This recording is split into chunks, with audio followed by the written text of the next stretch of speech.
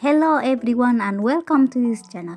In this video, we will be discussing cholinergic antagonists, which are drugs that bind to cholinergic receptors and prevent the action of acetylcholine. These drugs are divided into main three groups.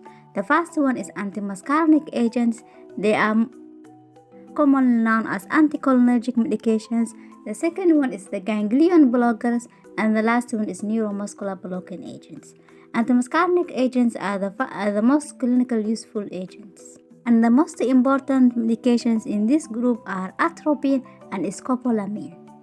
And from their name, they block the muscarinic type of cholinergic receptors, thereby inhibiting or reversing the muscarinic functions.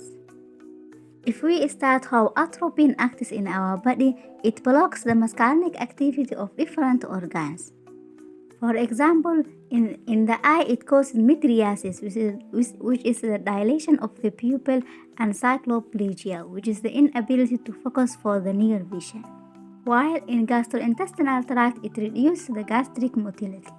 Because it blocks the muscarinic 2 receptors on the sinoatrial node, it increases the heart rate. It also causes decreased salivary secretions as well as sweat and lacrimal gland secretions. That is why it has a dry mouth side effect. The most important uses of atropine therapeutically include to use it as an antispasmodic agent to relax the gastrointestinal tract. It also uses to treat bradycardia in some situations. It can also be used before surgeries to reduce the secretions of the salivary. Very most important one is that it is used as antidote for cholinergic agonists. Scopolamine has the same effects as atropine peripherally. It can also pass the blood-brain barrier and cause effects in the central nervous system. That is why the most important therapeutic use is to prevent motion sickness and post-operative nausea and vomiting. The next anticholinergic agents are ipratropium and tiotropium, which are very important bronchodilators that are used in the chronic long term of chronic obstructive pulmonary disease. Ipratropium also, because it is short acting, it can be used for acute asthma. Both of them are delivered via inhalation. Because atropine has long duration of action, it is not comfortable to be used on ophthalmology. So the agents that are used are tropicamide and cyclopentolate. These agents have shorter duration of action than atropine, and they are used to measure refractive errors because of the potential of producing mydriasis and cycloplegia. Our next anticholinergic agents are agents that are used with anti-Parkinson agents to treat Parkinson's disease, and they are benztropine and trihexyphenidyl. And the last agents of anticholinergic drugs are drugs that include oxybutynin. These drugs are used to treat overactive bladder because they reduce the frequency of bladder contractions.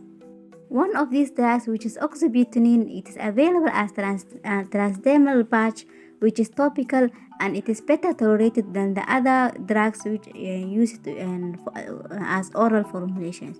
Because as we said before, these anticholinergic drugs, they cause dry mouth. The second group of cholinergic antagonists are the ganglionic blockers. An example of this group is nicotine, which is a substance that cigarettes include. So actually, nicotine shows actions depending on the dose of it. On lower dose, it depolarizes the autonomic ganglia, resulting in fast stimulation, and then it causes paralysis of all the ganglia. So when it stimulates the nicotinic receptors, it causes an increase in blood pressure, heart rate, and secretions. While at higher doses, it causes the reverse of these effects, like the blood pressure will fall, and also the gastrointestinal tract and the bladder, it will stop to work. The last group of cholinergic antagonists are the neuromuscular blocking agents.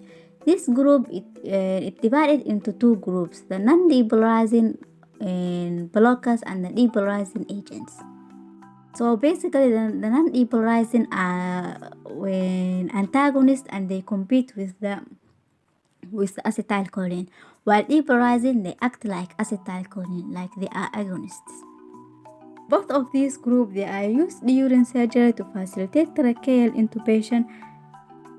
Also, they are used with anesthesia because they provide complete muscle relaxation and they can decrease the dose of anesthesia that will be needed. So if we start with non-depolarizing blockers, they competitively block the nicotinic receptors and thus they prevent the depolarization of muscle cell membranes, which will inhibit the contractions of the muscle. Examples of this group include cisatracurium, pancuronium, roucoronium, and vicuronium. While in nebulizing agents, the only agent in this group is succinylcholine. And its mechanism of action is like it binds to the nicotinic receptor and it activates it, like it acts like acetylcholine.